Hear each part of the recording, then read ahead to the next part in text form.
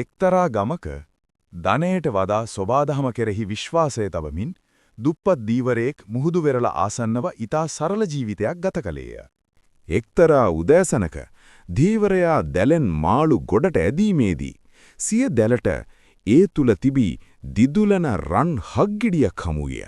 හක්ගෙඩියේ බලයෙන් එදා සිට කිසිදු වෙහෙසක් නොදරාම දීවරයාගේ පැල්පත ආහාර පාන වලින් සහ සැප පහසු වලින් පිරී ගියේය. මේ හාස්කම ගැන ආරංචිය ගම්මුන්ගෙන් ගමේ ගම්මුලා දෑනියට සැලවූ අතර හක්ගෙඩිය ගැන ඔබගේ සිත දැඩි ලෝභකමකින් පිරී ගියේය. රන් හක්ගෙඩිය තමාට බලය ලබා දෙනු ඇතයි සිතූ මෙම කෑදර ගම්මුලා දෑනියා එය දුප්පත් දීවරයාගෙන් බලහත්කාරෙන් පැහැරගත්තේය. ප්‍රාර්ථනා කළ ආශිර්වාද වෙනුවට ගම්මුලා දෑනියාගේ නිවස අවුල් ජාලාවකින් සහ හිස් බවකින් පිරී ගියේය. බියටත් ලැජ්ජාවටත් පත් වූ ගම්මුලා දෑනියා දීවරයාගෙන් සමාව ඉල්ලා නැවතත් එම හක්ගෙඩිය දුප්පත් දීවරයාටම බාර දුන්නේය.